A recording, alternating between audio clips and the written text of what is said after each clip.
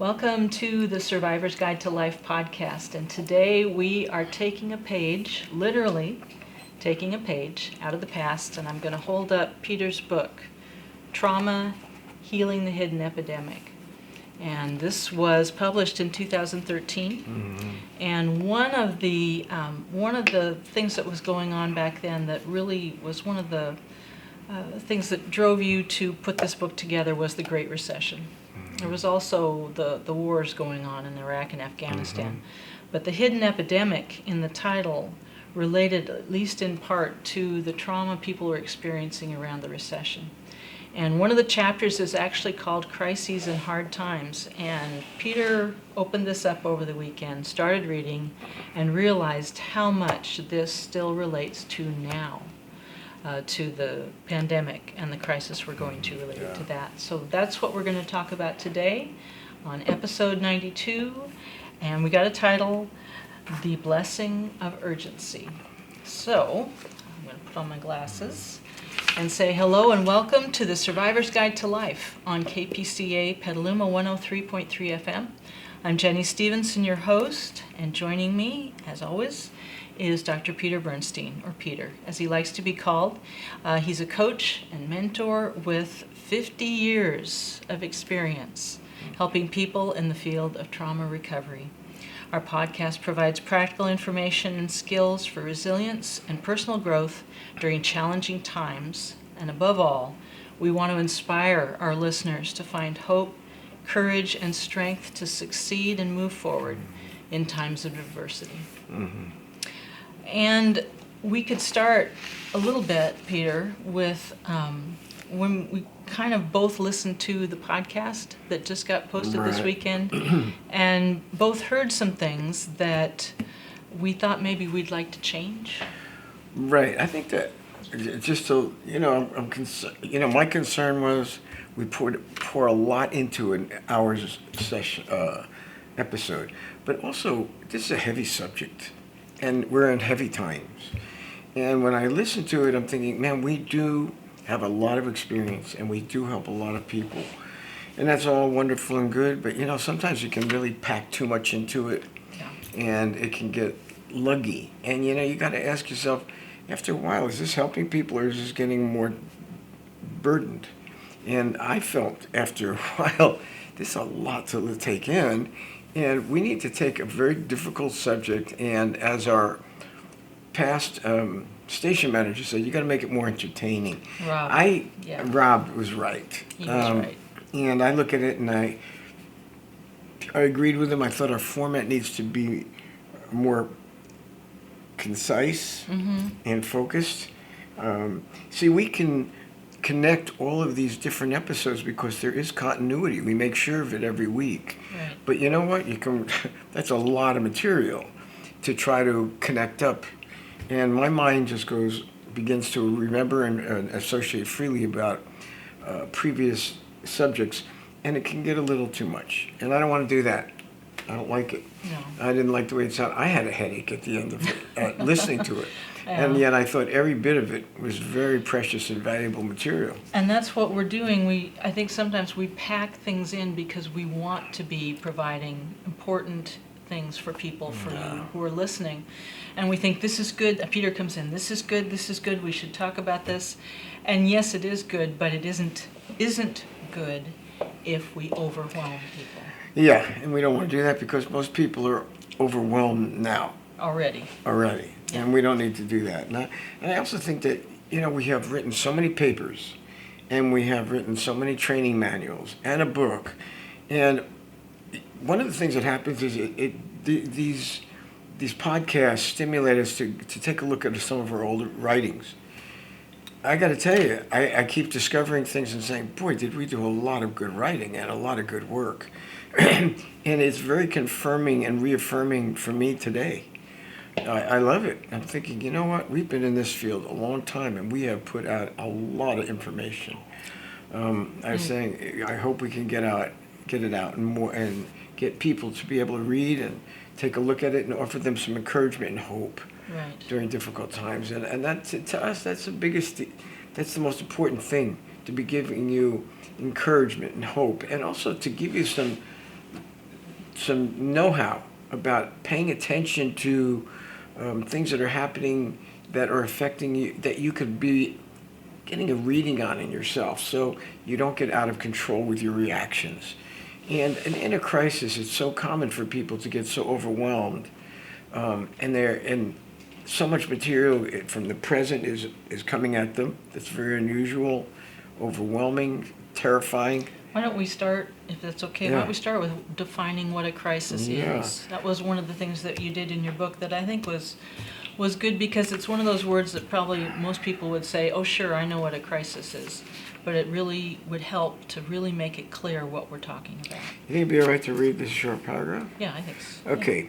A crisis is different from daily challenges of living. Crises are life-defining moments, periods, they're life-defining moments, but they're also periods of stages, and we've talked about, or stages that we've talked about, as opposed to the normal fears and anxieties that come up on any given day. These are unique experiences. A crisis is an event that completely overwhelms us. It's terrifying. We spend every ounce of energy, every thought, every effort to ensure our survival. A crisis could also be called trauma.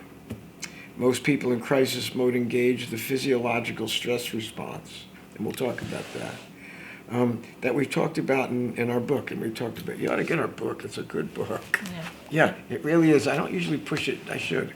It's a really good book, and it's got a lot of relevant material. It needs to be updated, and yet I read it and go, boy, does this stuff apply to now. It's definitely worth reading. Yeah, it's a good read. Mm-hmm. Anyway, we're in a crisis. Right. And it's been going on now for quite a long time. A lot of times people think of crisis as one finite event that overwhelms you, and it begins, and then it's over, but it's been overwhelming, it's been traumatic, and no. There's something, these crises can go on and on and on. And that's what we're in. Mm-hmm. So it puts everybody on a different tuning in their being. It's called the autonomic nervous system, okay? That's where our emotions and in our brain, and the amygdala in our brain sends these emotions, and we have cortisol, which is the hormone that really gets us going and brings us alert and hyper aroused. Well, when you're in a crisis, you need that. You do. But usually we're designed that it should be more short term, because our bodies are not designed to be under constant in physiological stimulation in the hyper-aroused state. Yeah, our bodies are gathering energy for whatever comes next. Which is, it's appropriate. Yeah. But when it's going on for months and years, mm-hmm. then we got something else, and that's what's been happening. Yeah. We know that creates damage. We know that distorts people's realities and their reactions in many different ways. So we've been paying attention to this kind of phenomenon for a long time. We've talked about it, and we know that, God, crises are terrible. They create such pain and hardship, which is true. And yet, one of the things I realized in the way we wrote and we've written is there is something of value even in a crisis. The name of this episode today should be called The Blessing of Urgency. And believe it or not, we're taking that from a paper that we wrote in 2000. It was from a blog. Yes, we did blogs for a while. What was it, 2009? 2009, yeah. We've written it a long time. We have a book of them. We should make a book of them. Podcast now, but we were doing blogs then. Yeah, and that is a really great paper, and I'll tell you why. It talks about crisis. It talks about that urgency. It talks about how tough it can be, and it can bring out the worst in us, but it also can bring out the best in us, too. And I think it can be another one of those blessings. Wasn't the last podcast suffering? Can suffering be a gift? A gift. This is along those lines. Mm-hmm. And I know in the paper that we wrote, anybody can get that paper if you need it and want it. We talk about how it brings out the best. It gives people an opportunity to take a look at their lives, to reevaluate things that they wouldn't have looked at otherwise. Mm-hmm. We've seen people that we've helped at the Institute. That's exactly what happened. It brought out the worst in old reactions. It also has brought out a time to reevaluate, a time to make some new moves. and realize they're capable of overcoming a lot of these emotional, pain-driven messages, which are usually pretty negative, get people pretty discouraged and angry. But there's a way to get beyond it. And that's what I hope we can really convey, because this is some heavy subject we're going through. If the 2009 Great Recession wasn't bad enough, and it was. It was bad. This is worse, and this is worldwide. And this time we also have not only the financial crisis, we have the crisis of life, death, and dying, and sickness.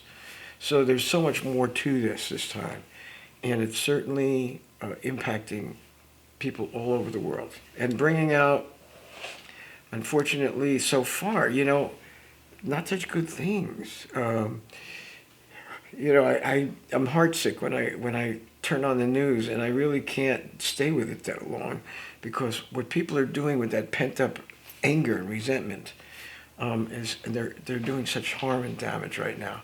And I look at that, and that breaks my heart, because I know what that's about. And we need to talk about that a little bit, because that's another element that we've studied called trauma and co-occurring. Excuse me, I can't remember my own.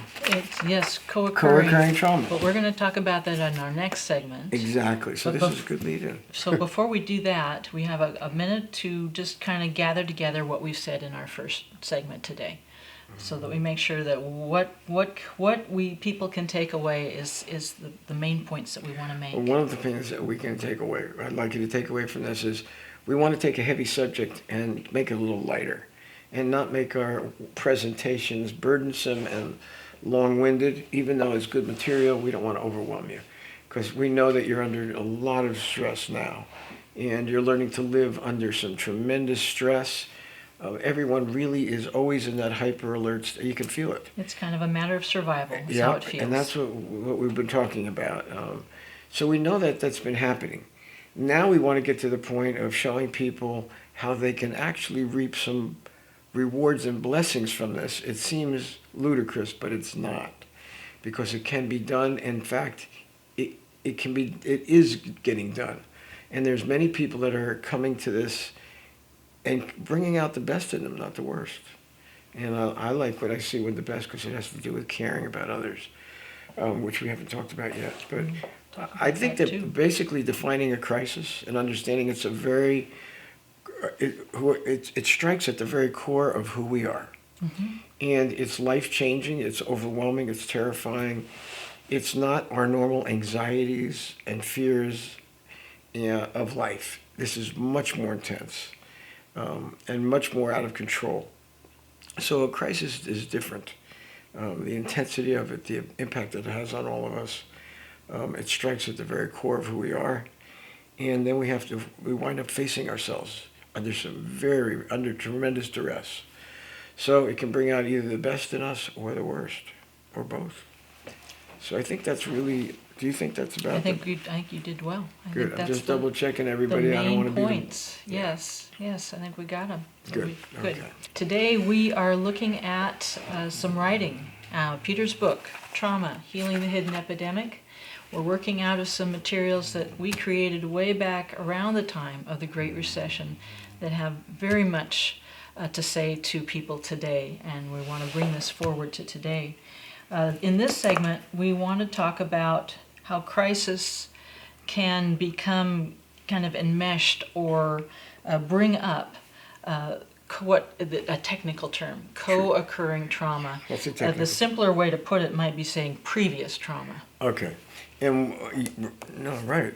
What we call it, and we've written a lot on it in our training manuals, in fact, how to deal with it, is called triggering. And what that really means, folks, is that people that have had trauma in their past, when this kind of thing happens in the present, it can draw all of that old emotionality and pain right to the surface. And it's usually, if we're talking about old trauma, you're talking about intensity, pain, woundedness, upsets that are pretty darn disturbing. But what it really does is, when you're in the present, you have trauma and crisis. it intensifies a situation that is already intense. There's something similar in what's happening now with what had happened in the past. That you may have worked through some of it, you may have resolved some of it, but it's not all the way resolved. No. There's still a charge there for you. Well, you may have buried it, Yeah. who knows? But, in my old psychology studies, one of the people who developed the work that we did called it co-occurring triggerings, co-occurring stimulation, which meant something that was similar in the present, not completely the same, but similar, was enough to bring up the old. It was so similar that it brought up, there's memory in our body, there's memory in our very cells, at our cellular level, that it triggers that off and it brings that up.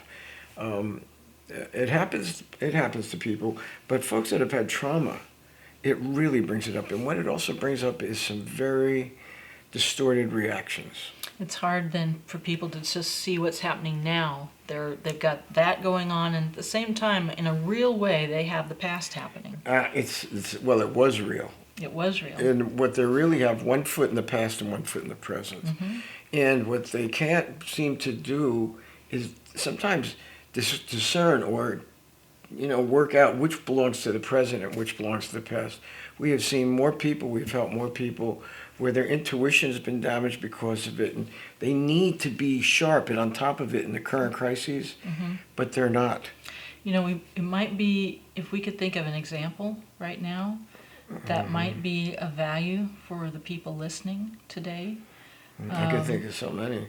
Yeah. But I remember in our book we talked about a couple at one point that came to see us years ago. A long time ago, and he had been a Marine that came back from Iraq.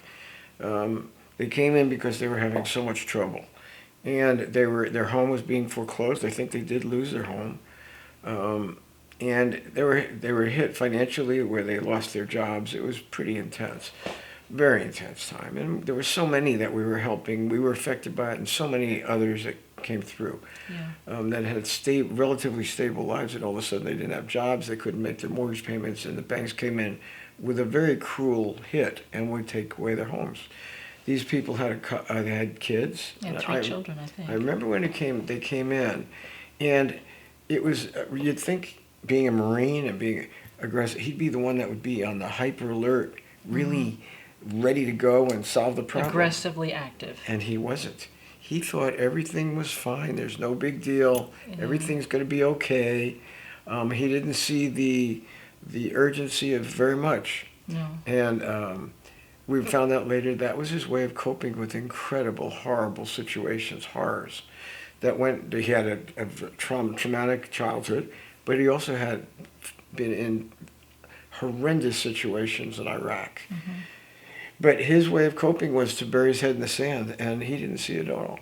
And here he has 2 or 3 kids, I remember. Kids, yeah. And he didn't think it was that bad, but his wife was a whole different. You would have thought she was the Marine. She was the aggressive one. And she looked at it and said, "We are in trouble. Neither one of us we've lost our home. We have 3 kids." I think they had to move back to. He lived in a little town someplace that he hadn't been in years, had a lot of trauma there. They had to move back and live with his parents, I think. That brought up a lot of memories. And she was out there. She was building a new business. She was roaring, and she was going to put things together. And she was on a very aggressive swing, and she seemed to be honest with you, she was appropriate. And it turned out that when she also had trauma in her life, but in her earlier life, but her reaction to it was the opposite, not to bury her head in the sand, but she was one of those people that went into action. Well, she was already in action. She was going to turn this thing around. She already was by the time they came to us. The early stages of turning around, where he was just staying at home with the kids, not really wanting to work, not really wanting to go out and didn't think he really needed to. And I remember the conflict was that both of them had trauma, but what caused such conflict in their current marriage was he was so passive and buried his head in the sand, and she was quite active. She was very aggressive, and she was also judgmental and critical of him.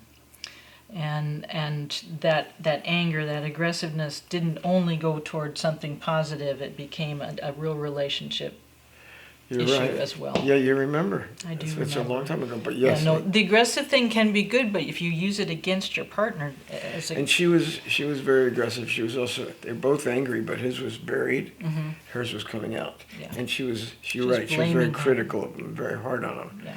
And the more she did it, the more he withdrew. Right. So you're right, I do remember that. So is that an example of? Right. That's an example in that they had a real problem in the present that got complicated by the problems of their past. And that's the co-occurring trauma. That's the triggering that can happen. We feel that the pay attention to that is crucially important. We've built training manuals because it happens to professionals, it happens to caregivers, because we're under such stress and distress that we all have had difficult pasts of work, and it can bring that out. And I'm surprised, I shouldn't be, but I get surprised at times that how little, even myself, how little people can be aware of these things happening to them. They think that the intense thing that they feel right now is only about right now, and don't realize how things accumulate. That is so common, and I know that even on our work we're seeing some couples and some good, loving, And I mean, can they're be cute, good they're people. good people, but that there's been trauma, and I think of one couple, and the woman had abandonment issues from her dad. He left, he was hard and abusive, and she's got a lot of remaining anger and pain and fear. She doesn't trust men. She got a very nice husband, he's a sweet guy, but she believes that he's doing things, and she'll accuse her husband of saying things, and we're sitting right there, and he didn't say that at all. Right. She believes she's right.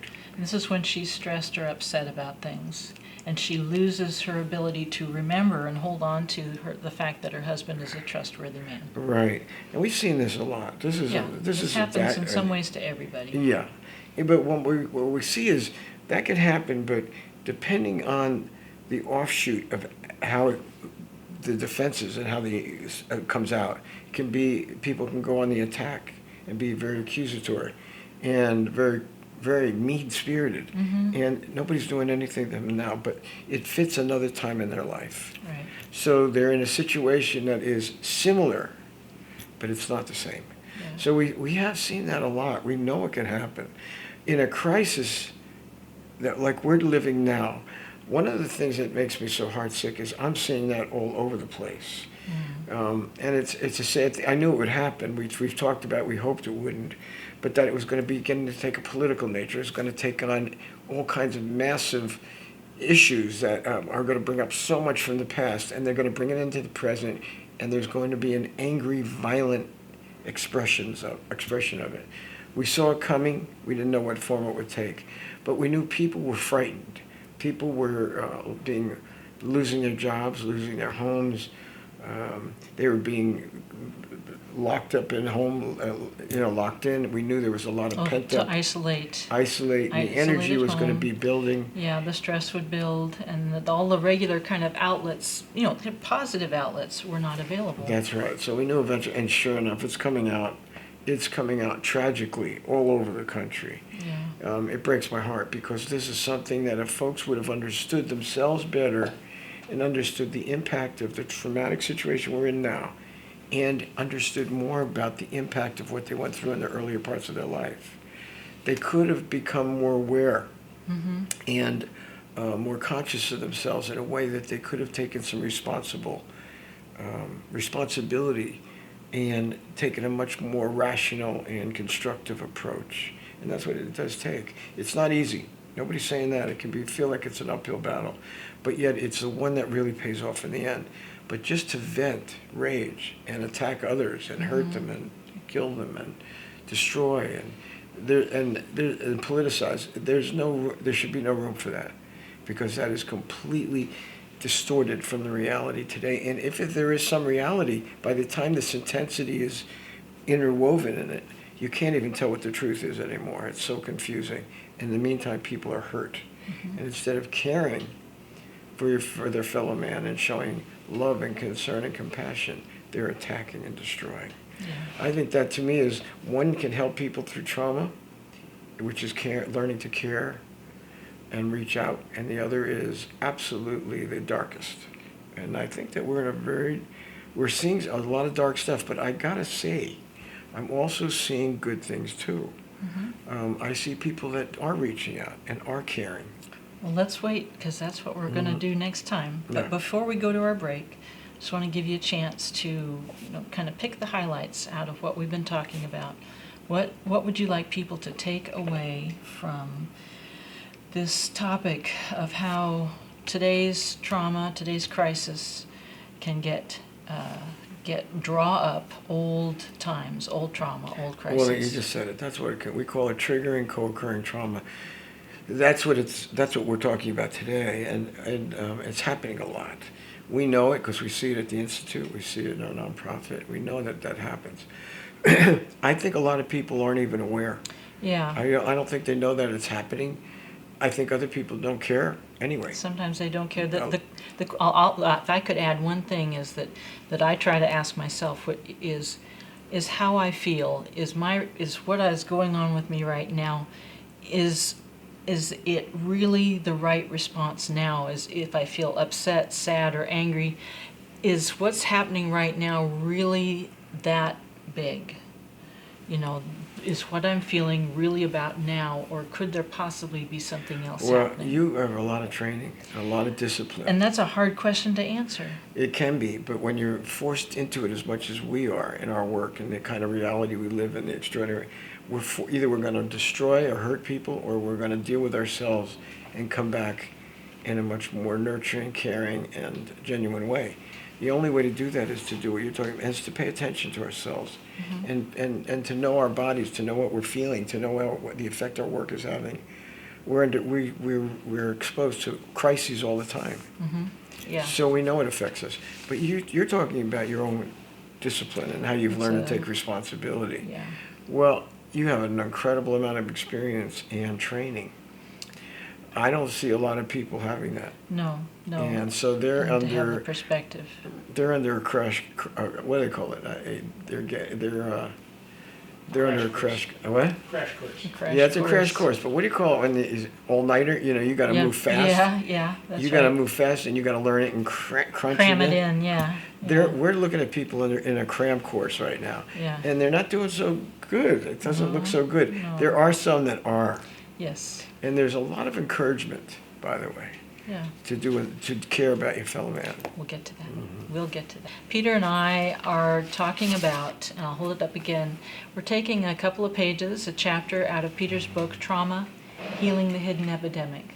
It was published in 2013, and in a good part, it is a response to the trauma of the Great Recession that was happening just before that time. Right. However, it applies very much to what's happening today. And we've been talking about what is a crisis, how do present-day crises get mixed up with past experiences of crisis. This segment, we're going to talk about how going through a crisis exposes our humanity. Yes. We've talked about this quite a few times in our podcast recently. Today, what we're going to look at is what can be exposed in us in a crisis. What it can bring out of us could be either bad or good. Right. I'm just looking at that. We did write about this because I'm looking at what we wrote. I'm thinking she's talking about what we wrote. Yeah, It's yeah, feeling unarmed in a crisis. yeah. And I think that's one of the things. It brings out both the good and bad of our human natures. Mm-hmm. There's no question about it. If you're talking about the bad, well, that's usually either acted out, and we're seeing so much of that now, which is people being very aggressive and destructive. There's another way that it can be also acted in, where people get very despairing and discouraged and get very down on themselves, Down on themselves too. and hopeless. Yeah, and neither one of those is very good or constructive. Can it happen? If we're human, it can happen. Mm-hmm. Like I was telling Jenny earlier, she's very disciplined, she's trained, she's been exposed to crisis work for many years. So for her, she knows she's got to do that in order to be resilient. And so do I. But we still go through a lot. It's just a life commitment that we've made, and we know it produces a lot of good results. Well, one of the things about talking about our basic humanity and what it exposes, well, a lot of times it strips away all of our normal functioning in a crisis. Right. And the normal realities of life that we live, that we're very, very stable and very familiar with, and all that's stripped away very quickly. If I could, what the book says? Yeah. What you said in the book is that under a crisis, what is socially acceptable, kind of how you live your life, under that kind of a stress can give way to more basic or primitive instincts. If you feel powerless, desperate, or out of control, if you feel like your survival is threatened in some way, you're going to be maybe taken down to those baser, more primitive instincts, and some of those are not so good.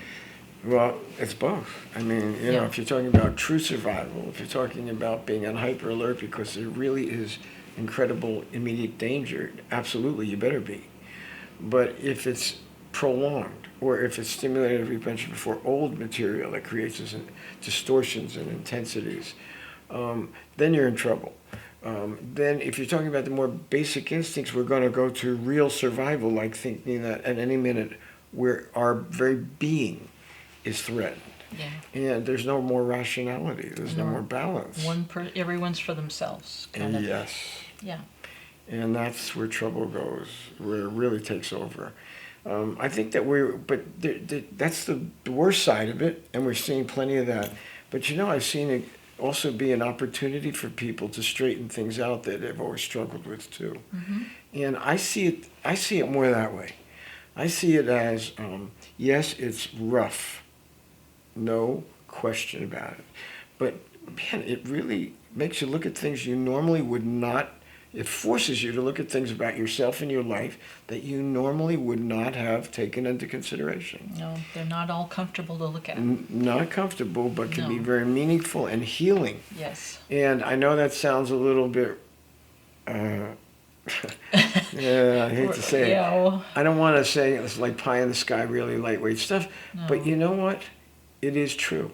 I mean, you can begin to see things in a new way about yourself and your life, things that have been buried deeply that you haven't dealt with.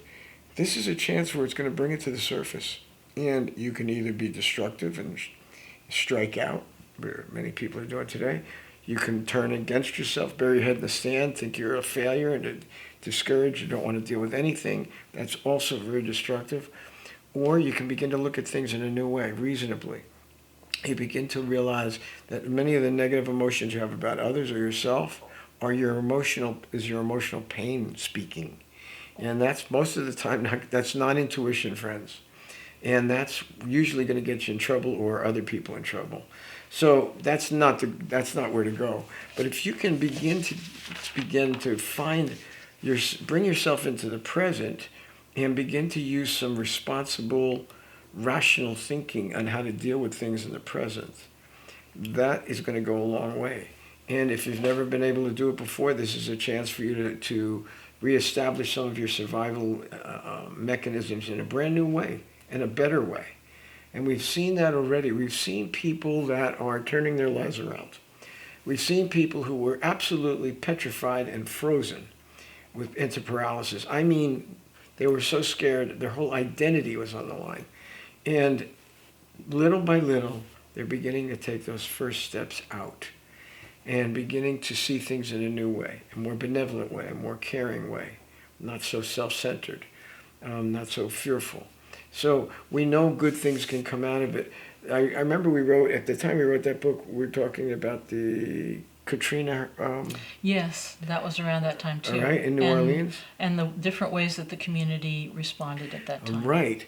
And, you know, it was all very exposed. And it used to amaze me because I'd watched it on TV, I'd watch the news, and I'd see the entire infrastructure of the whole city was gone. Devastation. Police it was violent. I mean, it was out of control. And it was a horror show. That was the first part of it. People were stealing from each other, killing. It was right out front. And nobody was stopping it. And yet there was another thing that was beginning to take place. And that was people were beginning to care about others in distress. And I'll never forget the stories of people having their homes they were sitting on top of the roof because their homes were completely gone. Yeah. And they had some kind of little dinghy or boat, and they saw other people suffering. All the people that had boats or people with boats were actually going out and seeing what they could do. Yes. Yes. Both ways. And there was so much caring and giving. And I remember if there were any kind of racial or socioeconomic barriers, boy, they were gone. Yeah. And people just cared for each other and tried to help each other a lot. And I was really impressed with that.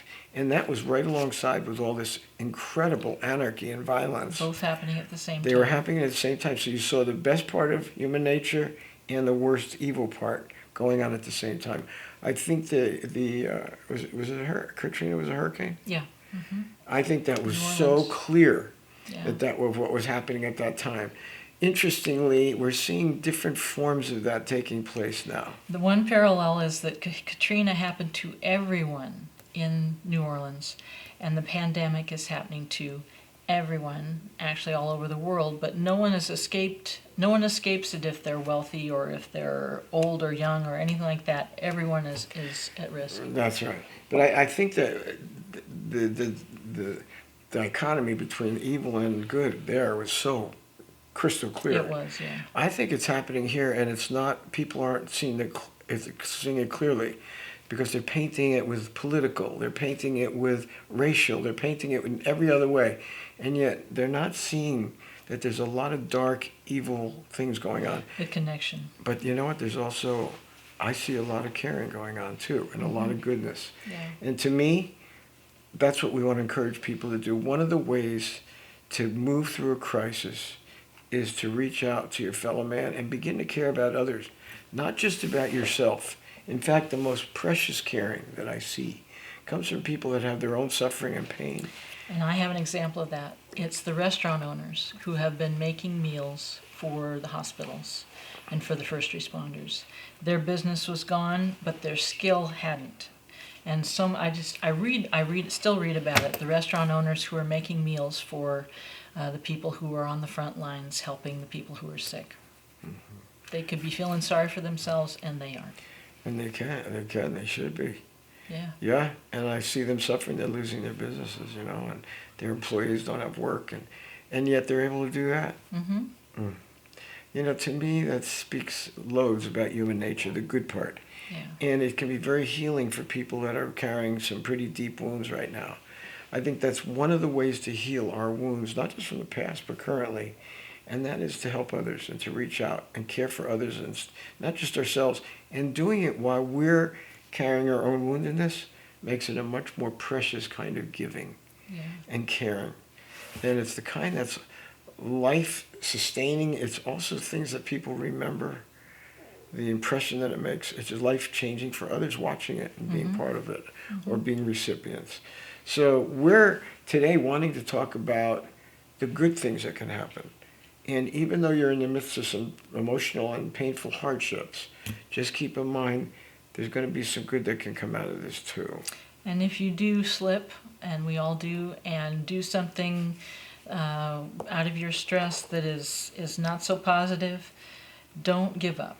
Don't think that makes you just condemned to being a bad person, or that you can't turn it around. You can turn it around. We all slip, and it's just a matter of getting back on track and remembering what to focus on.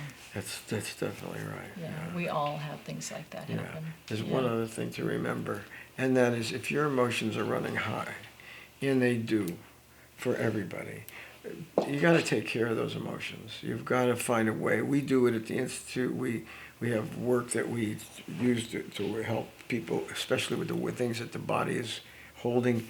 We feel it's really important. You've got to find some way to get rid of that pent-up emotion. There's also an energy that builds up being in a hyper-alert state. Man, you can't sustain that. That is going to affect everything you do. So when you are able to discharge the emotion in a constructive, helpful way, you're also discharging a lot of pent-up energy that goes with a lot of the traumas in the present and the past. Then you can come back with a clear head. Right. More reasonable, Make better more choices. responsible, and more capable again. Right. We have a minute before the break. Is there anything more you'd like to say to More, summarize? what's your thinking? I thought we did pretty good. Pretty good? Yeah. Yep. I hope we're giving a more positive message to it today. Yeah. I hope that what we're doing isn't just burdensome. As good as it can be, we certainly don't want it to be so burdensome that you want to check out. It's just too heavy. The subject's heavy enough. We don't want to be. So one of the hard things about doing this is that we don't know how what we're saying is being received. And we love to have some interaction. We're used to that, and this is not one of those things. No, it isn't. We would love it to hear from other people and hear what they have to say. Actually, we do. I read some of the emails. They come from places like Moscow and Africa and New Zealand and all over the world. They're very interesting, and they seem to really make a difference to people. We're going to have, I want to say this, we're going to begin to have more and more guests. We will. And we're working on it right now. People that are making a difference in the calling upon their life and what they do. We know a lot of people like that. So we have a whole lot of arsenal of very good people. And we've already started some of the interviews. Right. All we have to do is edit them, and we're going to begin to share some of those on these podcasts too. Then you don't have to listen to me so much. Well, one of the things we started doing that we're going to continue to do is having the last segment be some questions. And so we'll return. We're in our last segment of today's podcast where we're talking about what is a crisis, what are crises, how do they get mixed up with things from the past, how do we end up responding both positive and negatively. And our segment now is questions. And I'm going to make it just a little bit different today. Also from the book, Peter had some points, very practical suggestions and points for responding positively in a crisis. And so they're kind of like leading questions. Yeah, I'm just reading some on this. We must have written it more than one place because I'm reading them. They're right there. I was going to read them right now. The first one is sort of a question and sort of a leading statement. And that is the first thing you said in your book. And so I want to hear tell me what you meant by this. I'm supposed to remember my book. It's a long time ago. Go ahead. Yeah. Well, I read it, and I've got it right here in front of me. I'm kidding. I've read it. So one of us has got it. Okay. Yeah, no. So you said, focus on the beneficial abilities and strengths you do have. That's just what I'm reading. Right. That's right. So. No, it's good stuff. So don't read it to us. Tell us, what is it? How do we do that? Well, I think that's very important to focus on what you are good at and what you are capable of doing. And realizing that you have personal resources within yourself that you can draw upon that you may lose touch with temporarily. The negative messages about yourself is your pain talking. And we usually say, don't pay attention to those messages because that's not normal intuition. And instead realize that that's what it is. If you have to have a good cry or get angry, not at anybody, but get that stuff out. But remember, you have a lot of positive resources. And think about what you can do to change the situation and create, and that you can create beneficial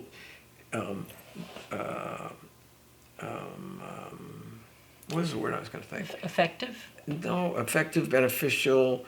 You have the resources, but you can create positive impact on what you're capable of doing on your own life and other people's lives. Right. Focus on that, because that's truthfully where your resilience is going to go into effect. And it can be, you wouldn't believe how resourceful people become under some incredible, distressing situations. And it's part of something that I really seek out and learn about, and people I know and people I've interviewed and talked about, and see how they've overcome such impossibilities that most of us would just cringe at. And they're able to overcome and really do some good. That turns me on. That's the way I live. I do it. Cody Lee does it. You know who Cody Lee is? Oh yeah. The kid that sang, who's an autistic kid that sang on, and he won the, what's it called? American Idol? No, America's Got Talent? Yeah. One of those. And he's one of the biggest stars all over the world now. Yeah. And he is autistic, he is blind, and he's incredibly gifted. And then he gets up there and amazing things happen. Yes, and his mom is an incredible support. Yeah. There's so many different situations that I can talk about like that. Yeah. That's what inspires me, and that's what can inspire you, and you can be an inspiration to others. I agree. And I will just acknowledge too that sometimes when we're overwhelmed and in a crisis, when I'm overwhelmed in a crisis, I can lose touch with the fact that I do have some strengths, I do have some abilities, and it's that to hang on to that, to not lose track of that, to stay with what I know I can do, and to not lose that. And to turn those negative statements into more positive self-acknowledgement, you got to do that. Yeah. You got to be have a disciplined, conscious way of doing that. When you feel that negativity coming on, to shift out of it, because it really robs the energy that you need anyway. Yeah. But that's very important, and it takes it takes discipline, but it's worth it. Takes a little mental exercise. Yeah, and boy, does it work, and it's very useful. All right. Point number 2, sort of semi-leading question, and this is one of the classics for you, and because it's so important, it's important in a crisis to respond positively. You need to take 1 day or 1 hour or possibly even 1 minute at a time. Yeah. Are you sure that's the book? I see it in some of our training manuals. It's all over the place because it's so true. Yeah, it is. It is. And, one of the things that we've learned about helping people in crisis, and including ourselves at times for sure, is that we can't get too far ahead of ourselves, and yet it's so easy, just with our anxiety and our fearfulness, to start getting scared and worried and anticipating all those what ifs. All the negative what ifs. Yes. And once that happens, it's a good way to really scare yourself and create some real panic and anxiety. It doesn't help anything. It's not normal planning at all.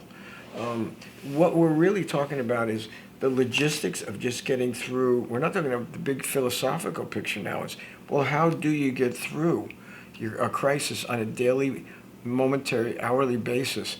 And that is just how you do it. Don't get ahead of yourself. If you find yourself, I know if I find myself doing that, I bring myself back and go, you don't know what the future holds. You don't know what tomorrow will hold. Stay in the present, and just take it one step at a time, and just deal with things it can be 1 minute, it can be 1 hour. I know at times that people will say, how you doing today? And I'll go, well, I can tell you how I'm doing this hour. Mm-hmm. And so really, that's a good way to prevent anxiety buildup and fearfulness, to stay bring yourself back, stay focused. 1 moment, 1 hour, just don't get ahead. And you'll see that you will begin to progress through the crises and the effects and the impacts of the crisis. The other thing, too, is that you won't miss something important, or less likely to miss something important if you're not kind of all over the place wondering what's coming next. If you're really in the present and you're really seeing what's happening, you have a better chance of not missing an important thing that you should pay attention to or do. One of the things that I underlined this. Underlines are important. Yeah, and we're big on this, is that you don't want to be in denial about the possibilities that could happen. We're talking about people who obsess about the negative possibilities. Yes, go down the rabbit hole. And that what you're talking about is losing sight of things. Mm-hmm. When you start obsessing, you begin to lose sight of what is going on, and also the possibilities that you could get out of this that would be good. Mm-hmm. So we're just talking about certainly paying attention to the realities and the possibilities. Don't bury your head in the sand. Don't run away. Yep. We're big on that, not to run away. No. But don't get so caught up in it that you're losing sight of the good possibilities and the hope and anything good that can happen in your life under these circumstances. Believe me, there's good that can come out of everything. It's just a matter of time and having some hope. There's always choices. There's always alternatives. Maybe at times none of them are great, but they're always there.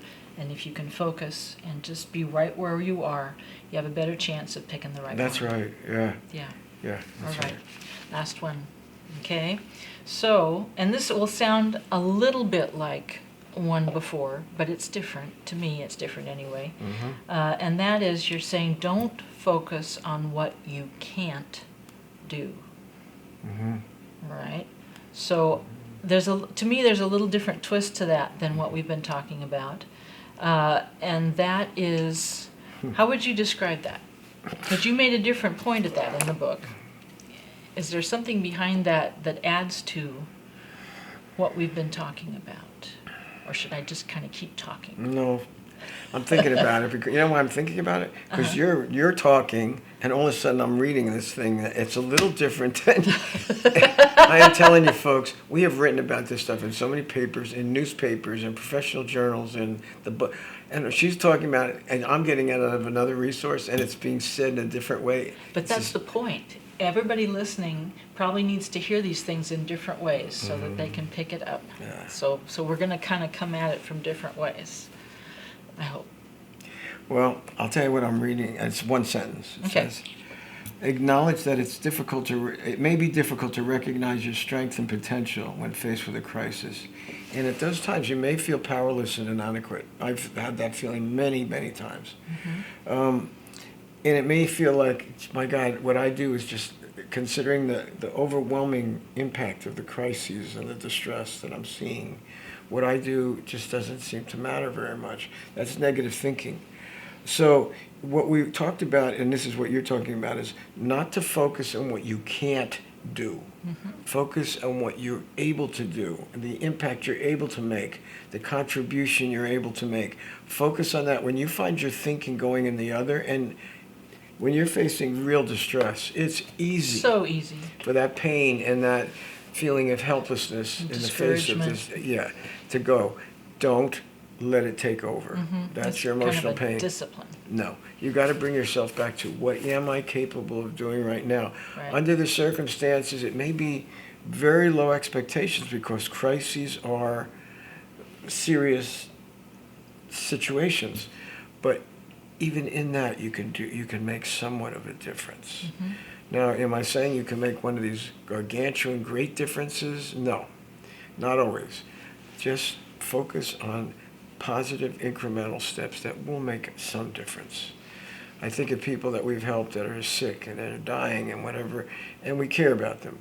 And I look at it and I go, I know I'm not God. I can't turn this around. I wish I could. But what can I do? Because part of me does feel like I feel so helpless. I can't do anything. But there is, you can comfort the person. You can give them, you can do certain things to make them more comfortable and physically and nurture them and make them feel more secure and loved and cared about. Now, in the big picture, we can't save them. We can't turn it around, but we can make a positive difference. Right.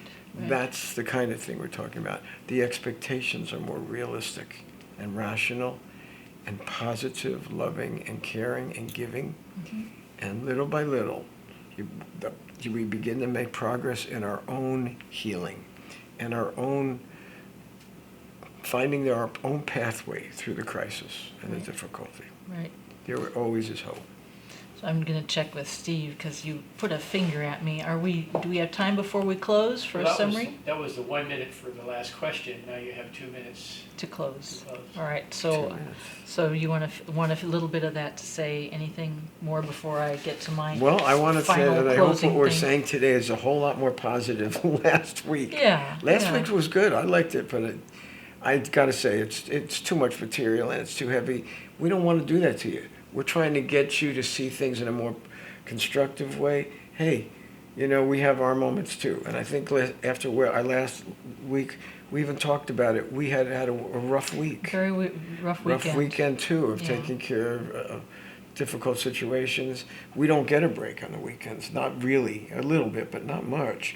So that one I felt it came across in It the... came across kind of heavy. We Yeah. meant well, and it didn't quite come off the way we'd hoped. And that's what can happen too. All right. So we want to make sure you get the picture that we're human too, and yet we come out of it, we come through it. And here we are today talking to you and showing you the other side of things, that you can get through things and you can make a positive impact and a difference. Okay. I can tell you, hang in there. This crisis that we're looking at isn't over, and we don't know when it's going to be, but I see a lot of possibilities, positive possibilities. I really do, and I see them happening already. Happening right now that wouldn't have happened I gotta if we didn't sign have this off. crisis. Okay. We're signing off? I have to sign off. I'm Oh sorry. my God. Okay, Yep. signing off.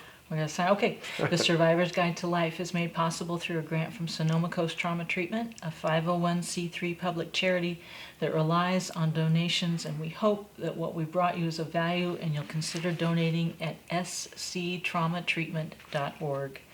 We are at thesurvivorsguidetolife.com. Please follow us on Facebook and on Instagram. We are on YouTube. I have a whole channel of the video of our podcast. We're also on all the regular podcast outlets. Dr. Bernstein and I can be reached, Peter and I can be reached at 707-781-3335. We've got the book. If you want it, Jenny at bernsteininstitute.com. It's also on Amazon. You just click and it'll send it to you.